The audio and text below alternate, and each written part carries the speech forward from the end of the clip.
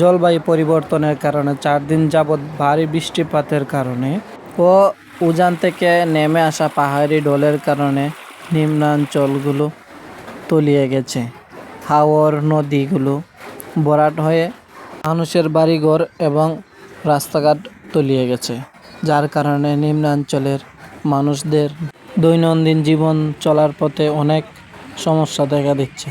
বিশেষ করে সাধারণ যে জনগণ আছেন, যারা দৈনিক কাজ করে খান, ডে লেবার যারা, তাদের জন্য একটি সমস্যা, এবং এইচএসসি পরীক্ষার্থী যারা আছে তাদের জন্য এই আংশিক বন্যা অনেক বড় ধরনের সমস্যা।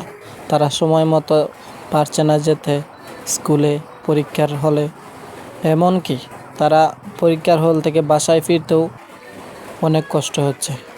এই আংশিক বন্যার কারণে বর্ষাকালে বৃষ্টি হলেই পাহাড় থেকে নেমে আসা ঢলের কারণে তাদের জীবনযাত্রা চলাচলে অনেক সমস্যা হয়।